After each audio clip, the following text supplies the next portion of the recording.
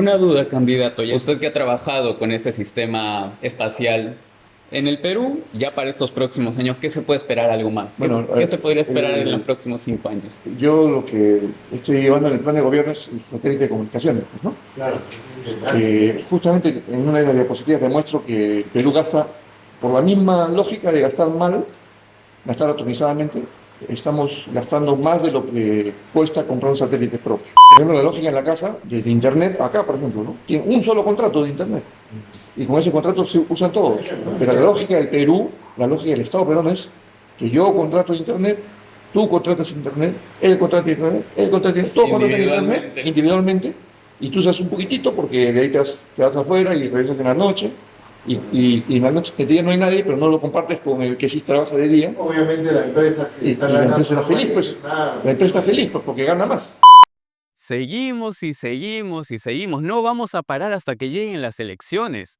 Y aún así, cuando lleguen, vamos a seguir invitando a personalidades en este rubro tecnológico. Y toda persona en este ámbito con fundamento que quiera hablar en temas digitales. Y hoy, justamente, mirando al cielo, al espacio, también tenemos a una personalidad con trayectoria cósmica, si se le puede llamar. Con nosotros está el ingeniero de construcciones aeronáuticas, mayor en retiro general de la FA, postulando con el número 3 a senador y también segundo vicepresidente por el Partido del Buen Gobierno.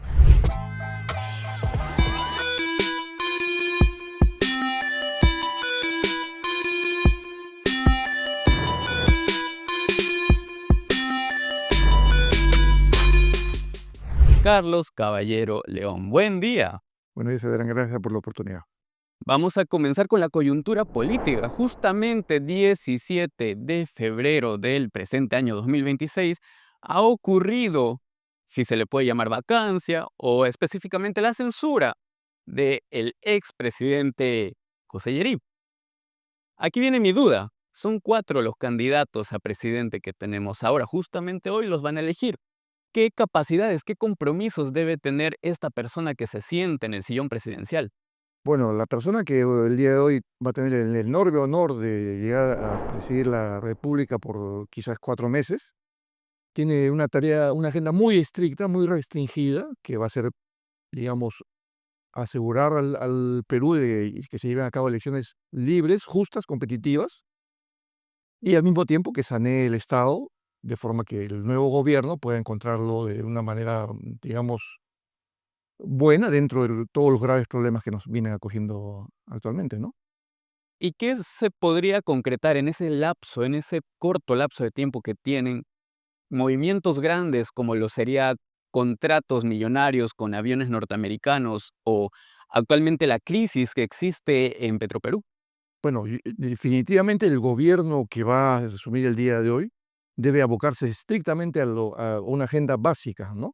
En ese sentido, debería descartar absolutamente de plano tomar decisiones grandes, estratégicas, que demanden grandes presupuestos o que comprometan a la nación por los años sucesivos, ¿no? En ese sentido, yo descarto que eso es lo que va a exigir el Partido Buen Gobierno, del cual yo formo parte. Es igualmente el dicho de nuestro líder Jorge Nieto, y es lo más razonable en el momento actual, que hay una crisis política y sobre todo de desconfianza tan grave, donde el saliente presidente no ha sabido aquilatar la enorme responsabilidad que se le dio y se dedicó a hacer negociados minúsculos y que han manchado la investidura presidencial. El entrante no debería ni por asomo, digamos, intentar tomar decisiones que trasciendan mucho más allá de su gestión que de 4 meses nada más, ¿no? Que lo tome la vara el siguiente gobierno, se va a tener un amplio y mayor tiempo con conocimiento Por desarrollado. supuesto, así es. Dejando de ese lado ese tema ya zanjado, ahora sí queremos conocerlo como candidato usted. Y para mantenernos actualizados con la juventud, dígame, ¿usted qué aplicaciones en el celular utiliza cotidianamente? Vayamos a saber qué aplicaciones utiliza alguien que tal vez nos gobierne los siguientes 5 años. Bueno, ya digamos, las redes sociales, las aplicaciones, pues son cosas del día a día, ¿no? actual. En mi caso en particular, que no soy nativo digital, yo nací en un mundo analógico, yo nací en el año 63, entonces aprendí a usarlas y efectivamente yo las he integrado ya en mi vida diaria, ¿no? De forma que, por ejemplo, X es una aplicación para mí de Fundamental. consulta permanente, ya ni siquiera diaria, sino hasta capaz por cada hora estoy consultándola, ¿no? Y a raíz de la campaña tengo, digamos, el gusto de haberme introducido en el TikTok, que no usaba mucho. Ujú. Entonces, todos los mensajes de campaña y los, digamos, eh, las propuestas de nuestro plan de gobierno y las actividades de nuestro líder, todas están siendo difundidas a través de la red. Es continuo su seguimiento tanto con sus simpatizantes también, ¿no? Así es, ¿no? Ujú.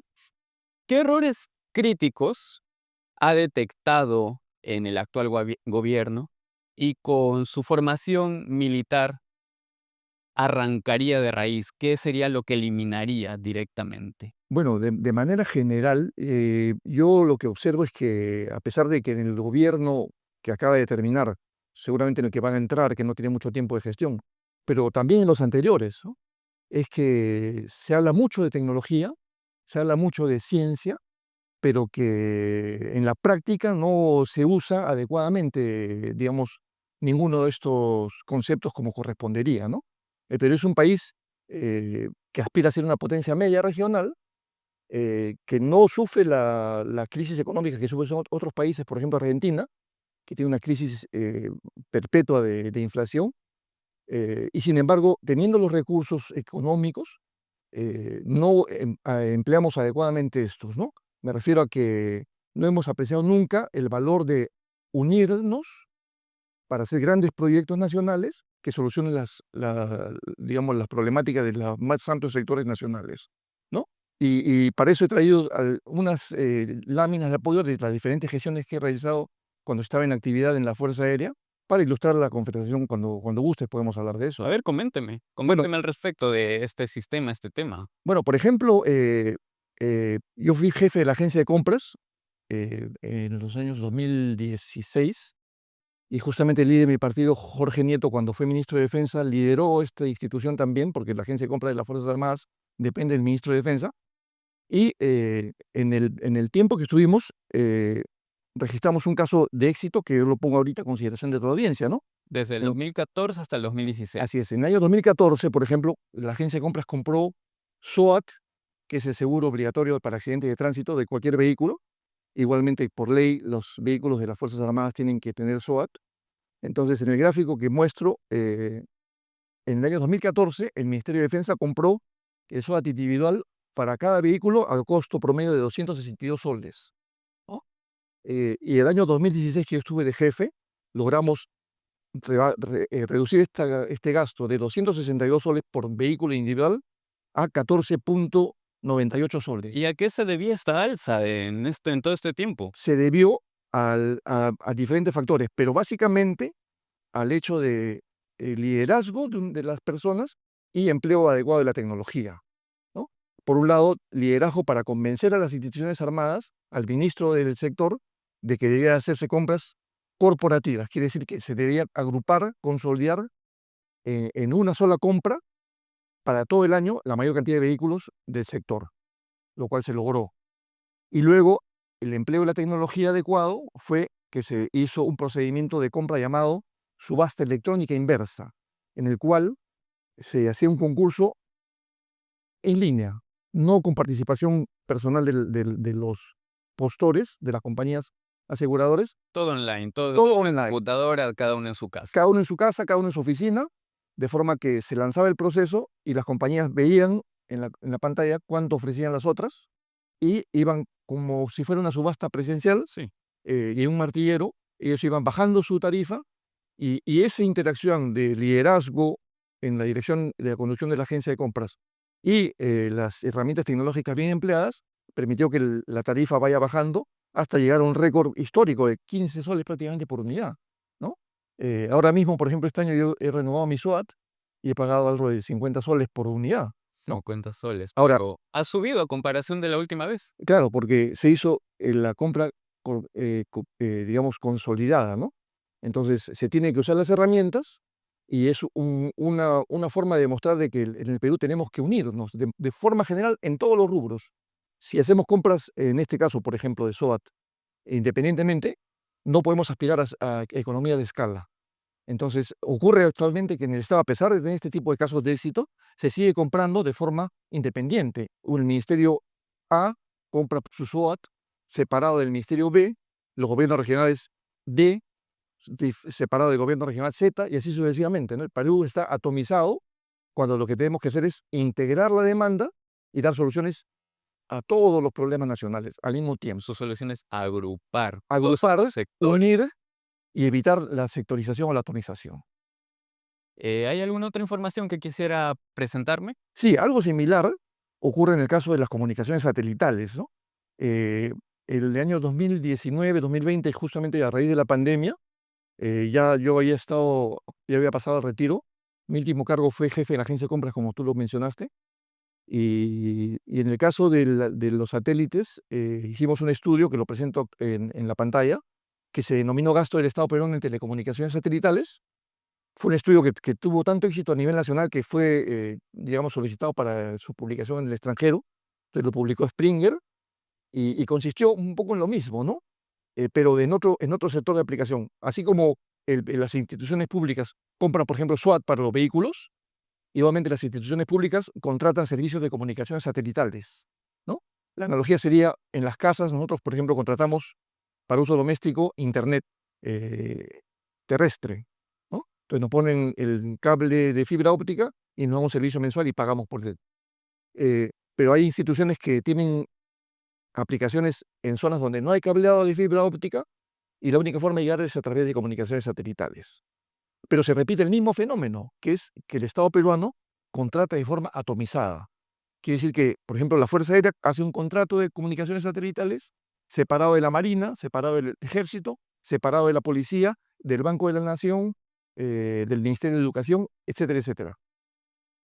Y al contratar independientemente, atomizadamente, cada contrato termina siendo millonario y se obtiene en contraprestación un servicio de muy baja calidad, un ancho de banda o internet de poquísima calidad, que no satisface la demanda. Pero nosotros ya no deberíamos contratar, deberíamos producir. Ya tenemos el ejemplo del satélite, el primer satélite del Perú. Así es. Entonces, ¿Por qué todavía no se realiza algo así? porque justamente este estudio que hicimos demostró de que la forma de contratar del Estado peruano, en este caso de comunicaciones satelitales, igualmente es pésima, es de muy mala calidad, al punto que, de acuerdo a la lámina que estamos presentando en este momento en la pantalla, el Perú, por ejemplo, paga por megabit por segundo por mes tarifas de $1.681 mensuales, costo unitario. Cada megabit por segundo por mes, el Perú paga 1.681 para atender qué demandas, por ejemplo, la de los centros poblados,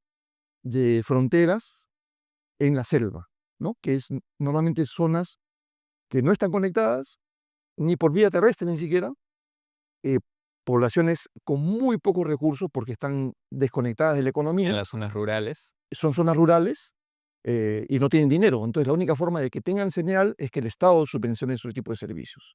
Y el Estado al contratar servicios independientemente llega a pagar tarifas de ese monto, ¿no? 1.600, 1.700, yo he visto tarifas de 2.000, 3.000, hasta de $9.000 por megabit por segundo por mes. Y comparándonos con otros países, Por ejemplo, en la diapositiva que estamos mostrando en estos momentos, presenta el caso de Brasil y el caso de Argentina, que han tomado una decisión diferente a la de Perú.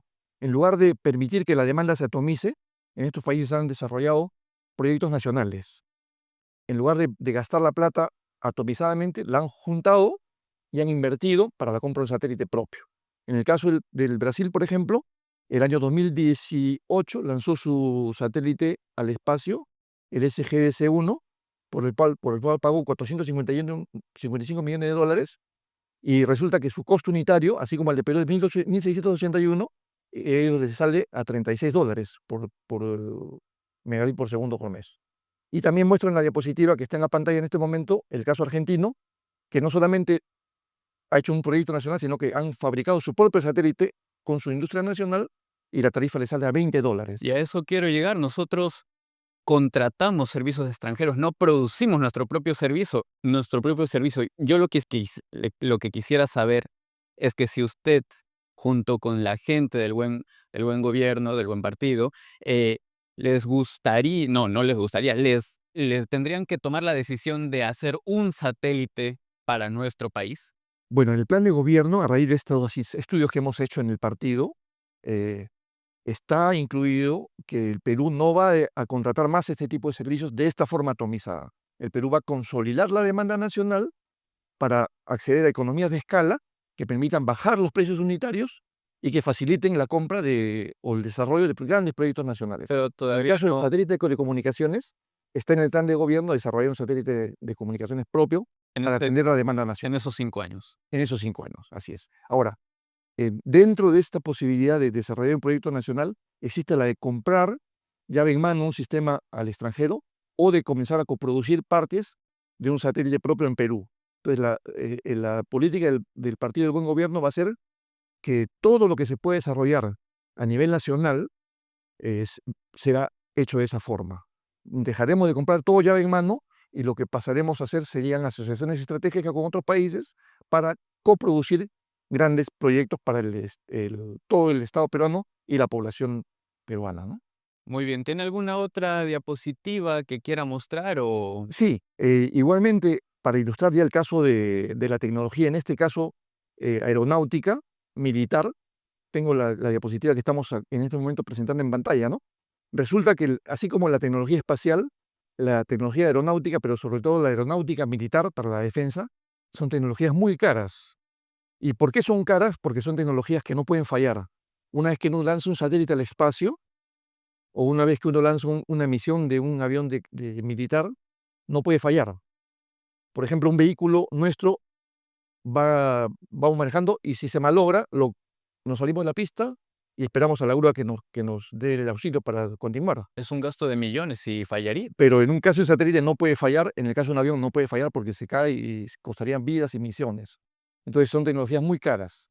Y acá ilustro el caso real de reparación, no de fabricación, sino de reparación de un bloque de un avión. En este caso en particular es un avión norteamericano, el Hércules L-100, pero podría ser un avión francés o podría ser un avión ruso, da lo mismo, son tecnologías muy caras.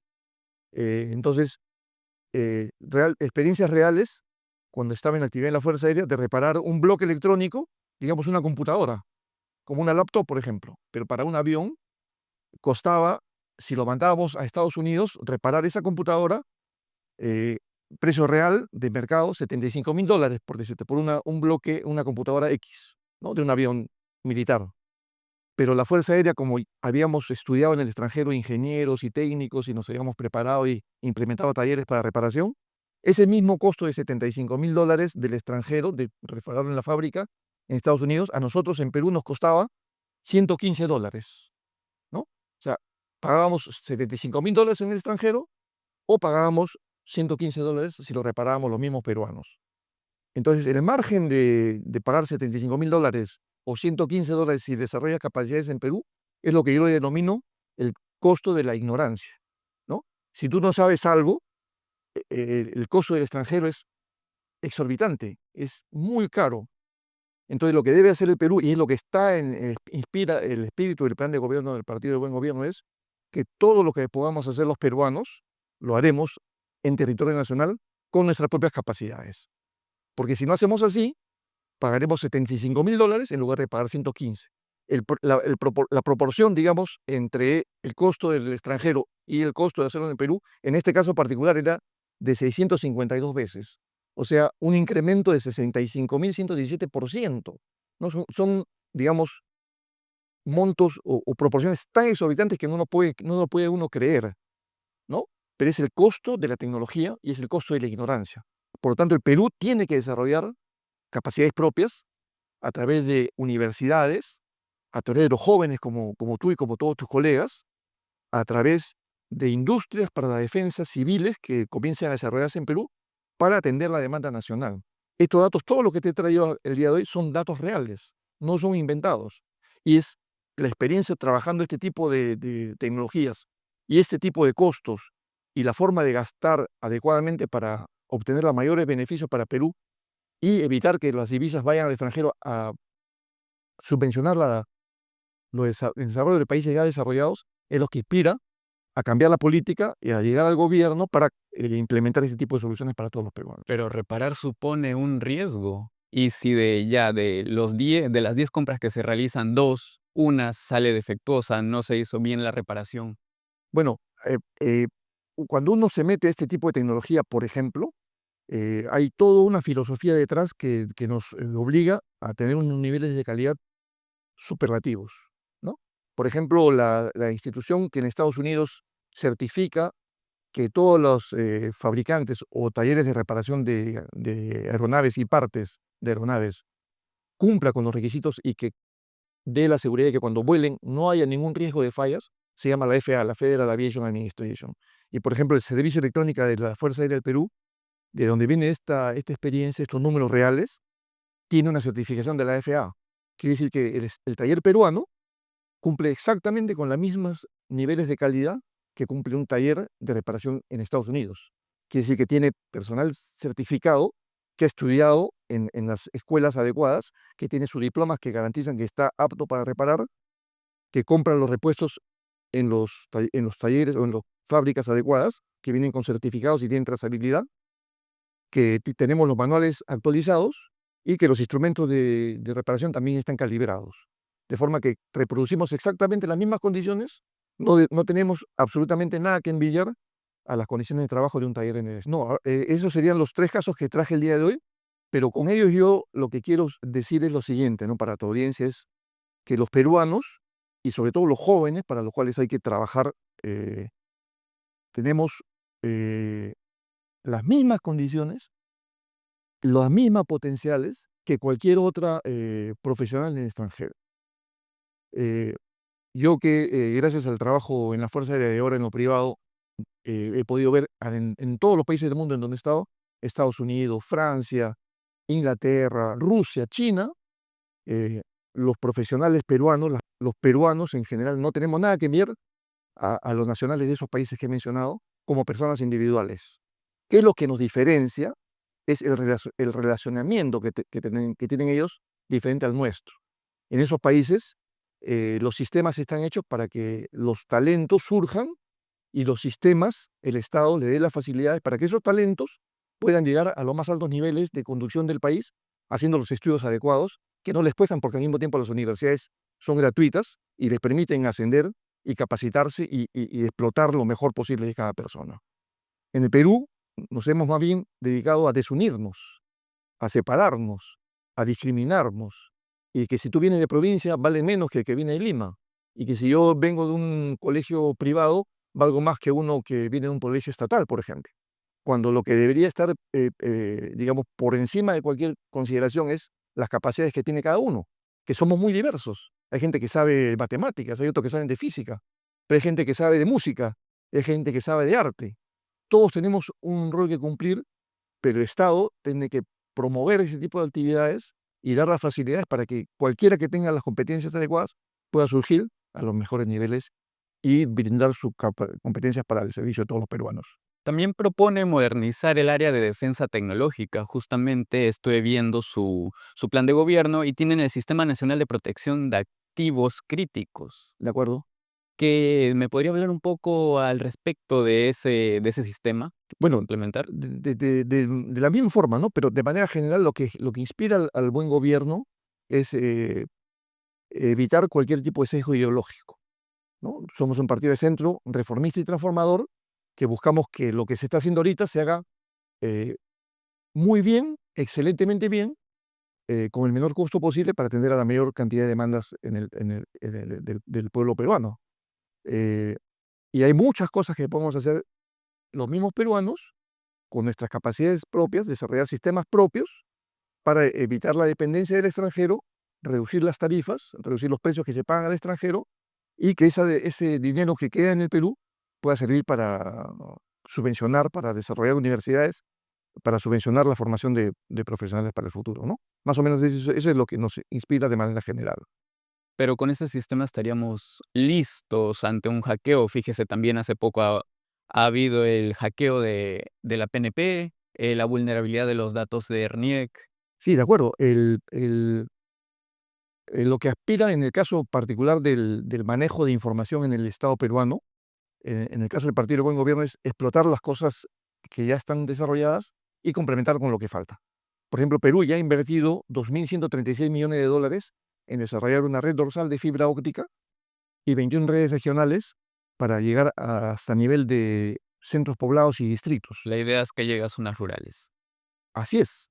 Sin embargo, esa red que nuevamente ha costado 2.136 millones de dólares, a la fecha tiene un uso de aproximadamente 7-8% nada más. Y teniendo esa red, el Estado peruano no la usa y las instituciones públicas, que de nuevo no tienen una política única, sino cada uno toma decisiones por su cuenta y contrata atomizadamente. Entonces, las instituciones públicas, en lugar de usar la red propia, contratan a los privados.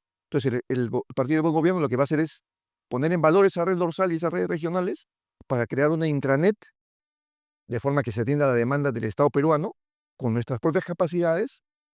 Hay unos temas de dar seguridad a los nodos de llegada de los cables submarinos de Internet que atienden al Perú, que son focos de riesgo, y complementar las zonas que no están atendidas con el satélite de comunicaciones del cual ya hemos hablado, que es un proyecto emblemático para el partido, ¿no? También para el área del MINSA, el área de un historial clínico en el que piensan digitalizar con un historial clínico electrónico único e interoperable. ¿Cómo evitaría también que estos datos se difundan por otros lugares? Por ejemplo, por la avenida Wilson, ahora la avenida Inca Garcilaso de la Vega, que ahí se difunde material de contrabando, información confidencial de personas. ¿Cómo se podría evitar eso? Bueno, el rubro de la seguridad cibernética ha estado muy descuidado en el Perú, ¿no? Demasiado. Y es producto, nuevamente, en mi concepto, de este relajamiento de haber permitido que las instituciones públicas, cada uno por su cuenta, desarrollen sus propias soluciones. ¿Ok? Entonces ocurren casos, por ejemplo, reales, como los que te he mostrado, pero en el cual una institución X desarrolla su data center de la forma como puede, con los pocos recursos que tiene. Al lado de esa institución pública, un hospital, por ejemplo, existe una comisaría que no tiene data center. Y más allá existe el colegio que no está ni siquiera conectado al Internet. Entonces, para solucionar sus problemas, usan celulares, hacen pagos directos, cuando el Estado peruano debería ser, por ejemplo, un data center para todo el Estado peruano y que todo el mundo se sirva de él. Y al hacer eso, se bajarían tarifas, se podría hacer mucho énfasis en la seguridad, en la ciberdefensa, y sobre todo permitiríamos dar servicio a todos. Dentro del plan de gobierno también está la Esa- idea de crear un data center. Eso está, un data center, pero también, por ejemplo, estandarizar el caso de las historias clínicas, ¿no? Ocurre que hay hospitales que han desarrollado por su esfuerzo propio sus historias clínicas, pero no son compatibles con otro hospital que sigue manejando historias físicas, ¿no? Cuando el Estado peruano debería hacer un solo esfuerzo por desarrollar un sistema de atención de salud para todo el Perú, estandarizado, y eso es una de las políticas y una de las metas del partido de gobierno también. Ahora, dentro del partido, o bueno, fuera del Partido del Buen Gobierno, quisiera mostrarle un video al respecto que manejan otros políticos. No sé si lo implementarán en el Partido del Buen Gobierno, pero quisiera saber su opinión al respecto de este video. Yo sé que una de las peores decisiones de mi vida fue haberme alejado de mi familia. Así que un hombre se equivoca solo una vez. Esta vez no pienso equivocarme. Mi voto va 100% por Acuña, no simplemente porque quiere apoyar a la juventud, sino también porque es transparente y sobre todo quiere hacer las cosas bien. Así que ya saben, hermanos, tú tampoco te equivoques y hazlo por tu familia. Este personaje es un influencer. Es un influencer y otros partidos lo han buscado para realizarle propaganda. ¿Cómo los critica? ¿Cómo critica este movimiento y los influencers no tienen absolutamente ningún vínculo ni son afines con la política? Bueno, yo no diríamos que llegaría al influencer como persona natural. Yo sí cuestiono muchísimo al partido político que, estando años en el poder, y sobre todo en estos últimos 5 años, que ha logrado controlar, junto con los otros partidos que están en el Congreso, ha logrado controlar el poder al punto de que le ha quitado competencias al Poder Ejecutivo, y el Poder Ejecutivo ahorita termina siendo un empleado designado por el Congreso, que hace lo que dice el Congreso que está gestionado por partidos políticos que se comportan tan igual como mafias y que simplemente buscan copar el poder político y los diferentes puestos del Estado para usufructuar del erario nacional. En el caso del partido político que hace mención este video, nuevamente no es el influencer al cual yo me refiero, sino a la población peruana que sabe de este tipo de personajes, como es el de ese partido político, que no ha hecho, en mi opinión, nada bueno por el Perú en general y en particular por la salud, que es lo que menciono ahorita, que se ha dedicado simplemente a copar los puestos, a ocupar los puestos de decisión en el Ministerio de Salud y en el Salud, y los usuarios de esos dos, digamos, instituciones podrán dar fe si la calidad de atención en esos dos centros hospitalarios del MINSA y los centros hospitalarios de salud han mejorado en su calidad en los últimos años. ¿El Partido del Buen Gobierno adoptaría una postura similar, buscar influencers para motivar a sus seguidores? No, como el Partido del Buen Gobierno no es un negocio, el Partido del Buen Gobierno es una institución política promovida por los afiliados como yo, que aportamos con nuestros recursos, por lo tanto tenemos pocos recursos y nuestras soluciones las damos nosotros mismos. Nosotros mismos hacemos nuestros videos para TikTok. Justamente te mencionaba que me he incursionado en este tipo de aplicaciones porque la demanda de la campaña me lo ha hecho así. Hago mis propios videos, hago mis propias canciones, aunque no lo crean, con mi familia, y así cada uno de los afiliados del partido damos nuestras soluciones porque no tenemos recursos, porque nosotros no vemos a la política como un negocio, como es el caso del partido que acabas de mostrar el ejemplo. ¿Y cuál es el impulso al que le meten más demanda en el caso del Buen Gobierno? Digamos que el diagnóstico que hacemos en el partido es que los grandes problemas que tenemos en el Perú surgen de la corrupción. Cuando alguien llega al poder, como nuevamente el caso de este partido, por ejemplo, al liderazgo del Ministerio de Salud o al liderazgo de salud, y pone a su gente y lo hace con la finalidad no de brindar un servicio a la colectividad, no brindar un servicio de salud adecuado a los usuarios, sino para ser negociados, se rompió todo el esquema y todo el contrato social por el cual podríamos nosotros vivir en condiciones adecuadas, ¿no? Y este tipo de partidos que ahorita han topado el Congreso, lo usan justamente para repartirse el poder y para hacer negocios que a su vez permiten derivar fondos para que paguen sus millonarias campañas publicitarias para la campaña electoral, porque tienen que persistir, porque saben que si salen, pierden su principal fuente de ingresos y sobre todo pueden terminar frente a un juez y en la cárcel, como lo ha dicho muy bien el líder de nuestro partido, ¿no? Entonces, un gran objetivo del Partido Buen Gobierno, primero es llegar al poder, al Ejecutivo y al Congreso para erradicar la corrupción. No podemos llegar para hacer las mismas prácticas porque sería perpetuar todo. La condición básica para mejorar el país es no corrupción. Y a partir de ahí podemos hablar de muchísimas cosas, ¿no? Por ejemplo, combate a la inseguridad, mejora en la salud, la anemia de los niños, la educación, que también es crítico. Pero de nuevo, la base de esto es un fuerte y claro combate contra la corrupción. No corrupción, no negocios. No corrupción, no negocios, para eso no estamos. Ahora, dentro del plan de seguridad ciudadana, ¿tienen algo en mente al introducir la IA o Big Data? Bueno, definitivamente la tecnología está creciendo de forma tan rápida. Vuelvo a decirte, yo vengo de un mundo analógico y tengo que correr para estar al día.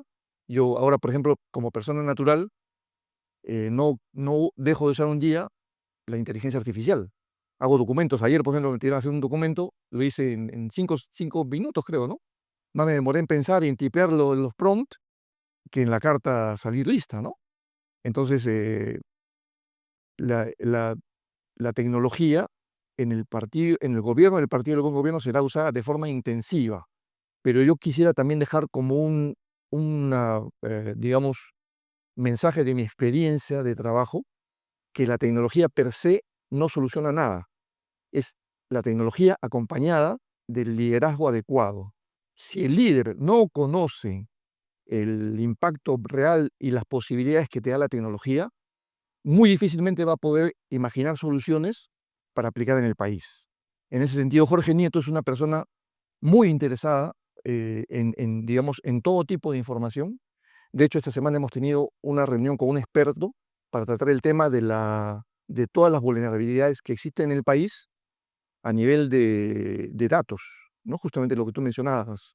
Hemos identificado puntos críticos que podrían ser, digamos, de alguna forma atacados y podría tener como consecuencia que el país en general se quede desconectado del Internet a nivel mundial.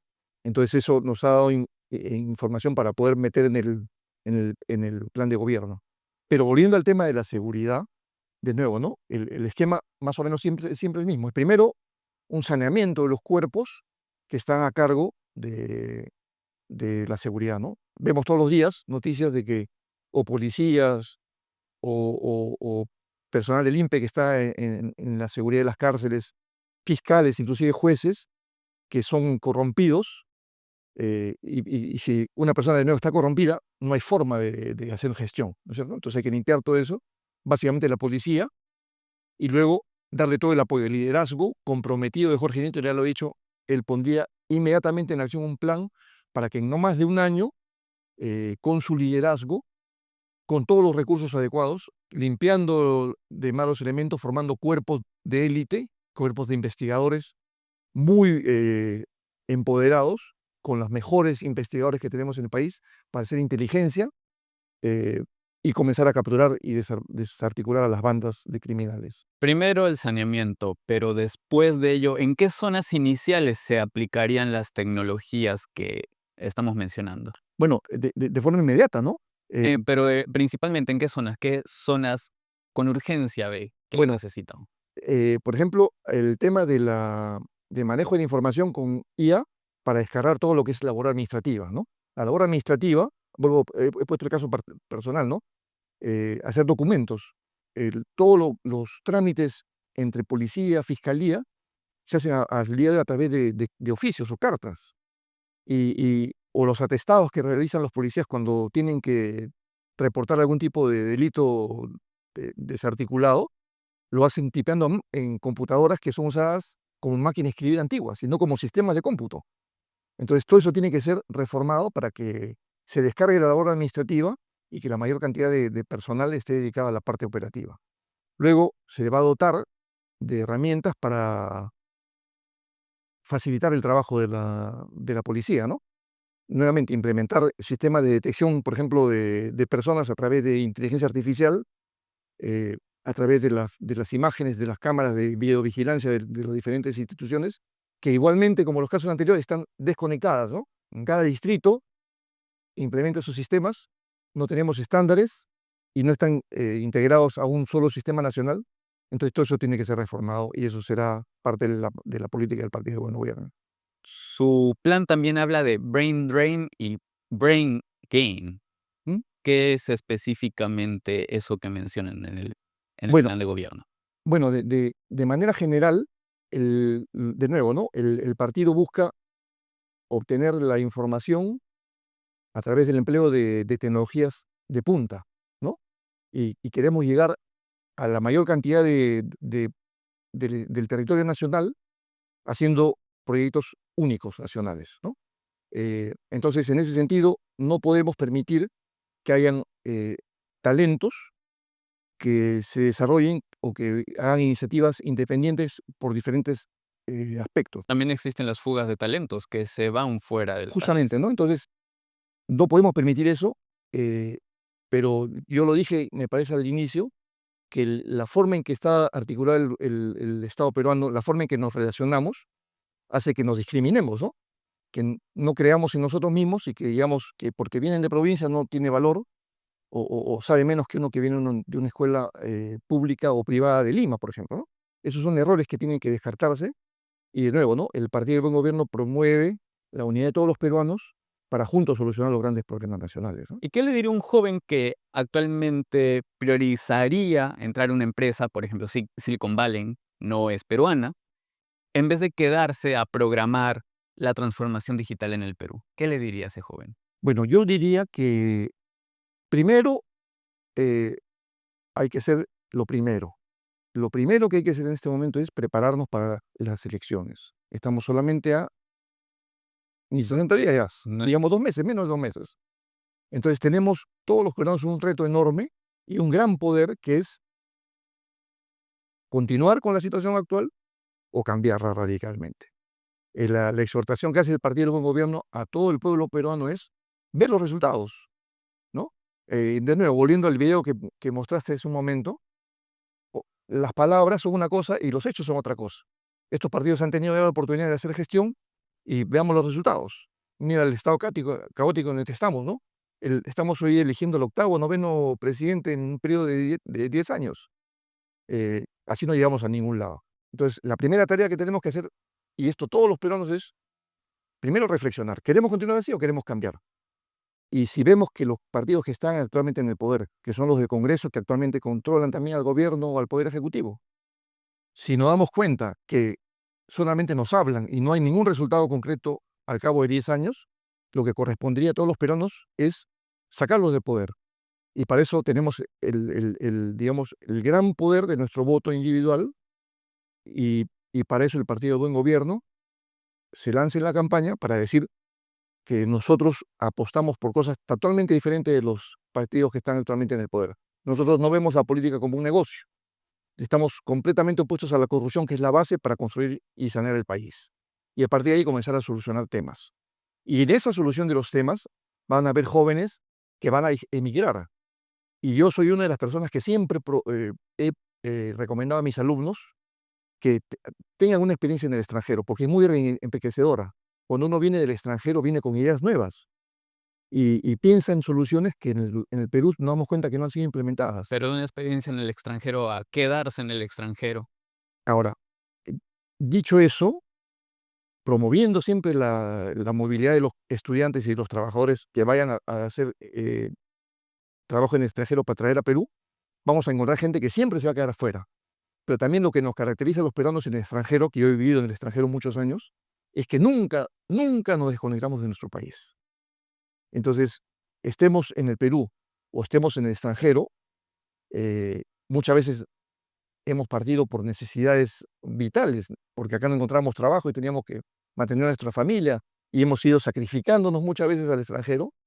Entonces, el Perú, bajo el Partido de Buen Gobierno, nunca se va a desconectar de sus nacionales, estando en el Perú o estando en el extranjero. De hecho, tenemos candidatos a senadores y a diputados de peruanos en el extranjero que van a velar porque los peruanos fuera del Perú no se desconecten del desarrollo nacional y que aporten aún estando fuera. De hecho, los peruanos en el extranjero aportan siempre a través de divisas, pero en este caso vamos a promover que los peruanos que son grandes talentos y que en el extranjero contribuyen, por ejemplo, trabajando en Silicon Valley y que ven experiencias que normalmente no vemos en el Perú, aporten, vengan o a través de Internet o con ideas o con comunicaciones, podamos desarrollar todos juntos las soluciones a los problemas nacionales, ¿no?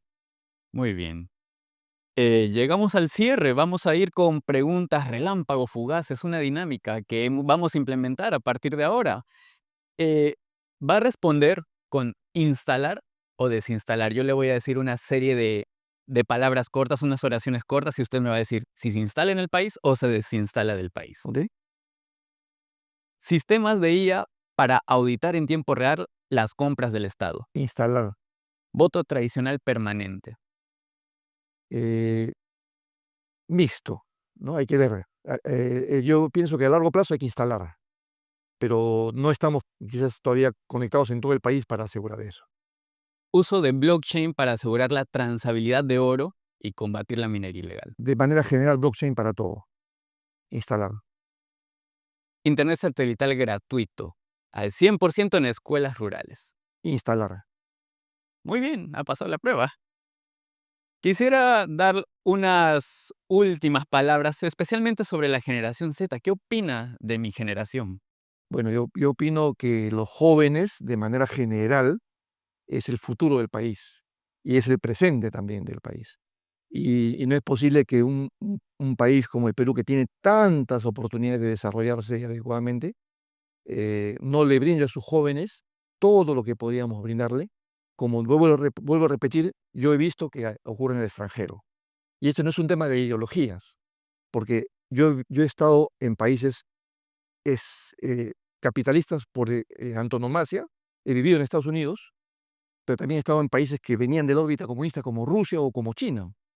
Y en cualquiera de los dos escenarios he visto que la educación, por ejemplo, es una actividad eh, absolutamente soportada, apoyada por cualquiera de las dos ideologías, por cualquiera de los dos regímenes, tanto comunistas como capitalistas. Entonces, en temas de educación, por ejemplo, de formar las generaciones del futuro, no hay no debe haber ningún tipo de cuestionamiento y no debe haber ninguna posibilidad de escatimar recursos para dar las mejores condiciones a nuestros hijos, que son la juventud actual y la futura.